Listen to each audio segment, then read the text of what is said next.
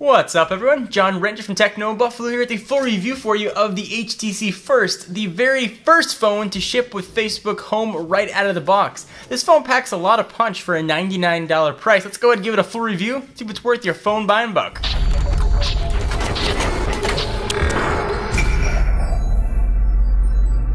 Let's go ahead and get started. As part of our pledge to our audience, we always disclose how long we used the phone before our review was filmed or written. So we used this guy for a little over 4.5 days. So one point that I want to drive home throughout the course of this review is this is a $99 phone. So to compare it spec-wise with flagships, the HTC One or the Galaxy S4 aren't quite fair. So look at this from the mindset of just under $100 phone. So let me go ahead and run through the specs very quickly, and then we'll talk about the phone itself, just to refresh you in case you forgot what the HTC First is packaged. So it's got a 4.3-inch 720p, so that's 1280 by 720, with a PPI of 342. Again, that's a 720p screen. Android 4.1 at launch, but fingers crossed 4.2 will be coming. Powering it is a 1.4 GHz Qualcomm dual-core chip. That is the 89300AA, in case you're keeping track at home. Giga RAM, 16 gigs of storage. There is non-removable here, so you're stuck with 16. You're going to have a 5 megapixel shooter. Lives right there on the back. LED flash. The front camera has a 1.6 megapixel shooter. It's got 802.11 ABG and N Wi-Fi, Bluetooth 4.0, a 2000 milliamp hour battery. It does have NFC, 3.5 millimeter headset jack, and charges the way every other phone charges nowadays via micro USB. Alright, so we went through the specs. Let's talk a little bit more about this guy. So this is the first phone to ship right out of the box with Facebook Home. Now you can download Facebook Home on other devices and get a Facebook Home experience, but this was sort of the reference phone for how it was going to work. Facebook has claimed that they are going to update this on a monthly basis, so this might change as the phone gets new features.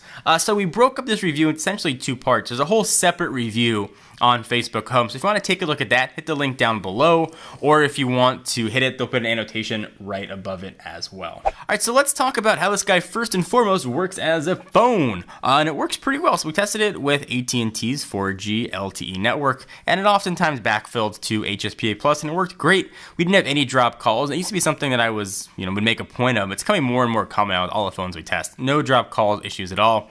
Antenna was relatively strong. We held it next to the HTC One and we were able to test how many bars of LTE or HSPA Plus we had. And it was almost the same across the board. So no issue there at all with the antenna strength. The speaker though, kind of stinks. It's certainly not the best. If you're listening to a phone call, you're using speakerphone, it's going to sound a little bit tinny.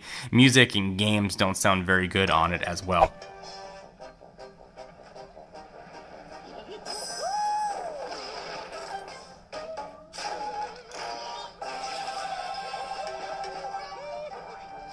When I was elected mayor, this was a broken city. Tell me things haven't changed. You know who I am? Yeah. Step by step, I have been getting it fixed. So as I mentioned, Facebook Home was done in a full review. So if you wanted to get a walkthrough of how it works, how it integrates, hit the link down below. The moral though, that it makes doing anything non-Facebook related a giant pain. I will say though, the UI is absolutely beautiful. Facebook engineers did a really nice job with how they made Facebook Home look. But again, if you want to do something that's not Facebook centric, it takes a few extra steps. So we gave Facebook Home a 5 out of 10. But there's much more than Facebook Home to the HTC First, which is why we broke that up into two separate reviews. So build quality here is now typical HTC, which is about as big a compliment as I could give a phone. It's absolutely outstanding. I really like the way the phone feels here in my hand. It almost feels like a spiritual successor to the HTC One S, although certainly it's not. The soft touch back feels great, although certainly if you got a little bit of sweat on your hands, you are going to see it. It feels a little softer to the touch than it did on, say, the Droid DNA. Facebook learns from phone to phone.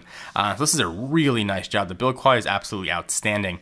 Volume buttons are easy to press, and the phone feels really solid in your hands, which is not something that I could say for pretty much every $99 phone out there. The phone is also pretty zippy too. It's being powered by a dual core chip, which has plenty of power. But when I was playing games or watching videos, doing normal phone stuff, no issues with slowdown at all. And I know you guys are going to want to know the quadrant score on this was 5,048, which put it close to on par score-wise with the HTC One X. So in case you're keeping track at home, It's, again, pretty decent score. It's not the most technical way to evaluate a phone, but is a score that we use for every Android phone we test. And again, bear in mind, this is not a flagship phone. This phone, though, does have a pretty awesome secret. Pure unadulterated Android can be installed with just a few taps. It's actually pretty easy. So if you want to get some pure Android experience, tap the screen, drag your little icon, go on up to apps, depending what app screen you're in, if you're in this one with your shortcuts, or if you want to scroll on over to the left, you will see Facebook Home settings. You can also access it via the menu button, and you can turn off Facebook Home. We'll go ahead and turn that sucker right off. And we have now pure unadulterated Android. So we'll select the launcher, we'll use that just once. And now we've got unaltered Android 4.1. This is where the phone for me gets really, really interesting.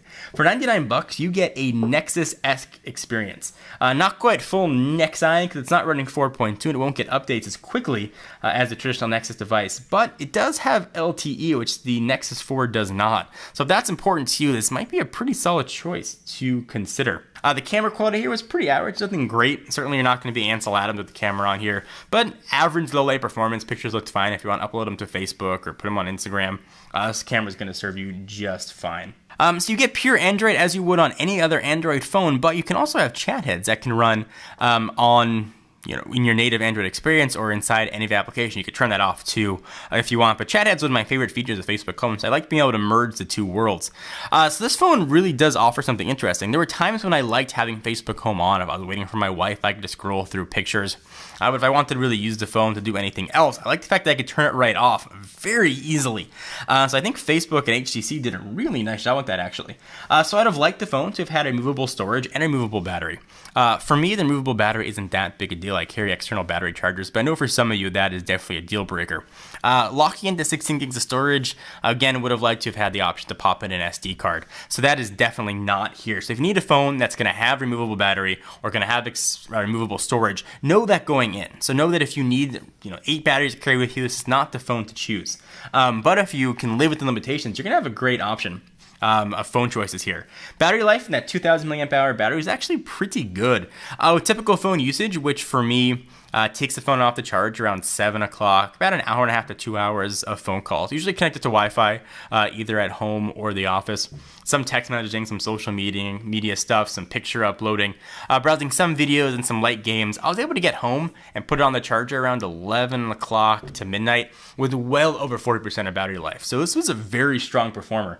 The phone's getting a lot of negative press. I don't think it's justified. If this phone was sold spec-wise as a pure Android experience with no Facebook Home on it, I think people would be all over it. And the fact that you can have the option to turn that on or off, this phone should be really one you should look at. I really enjoyed using it, and I think Facebook Home, and if Facebook delivers monthly updates, this could be a pretty nice option to have. So the final score, this phone gets a very solid 7.5. It brings a lot to the table. I like the fact that I had Facebook Home. I like the fact that I could turn it off.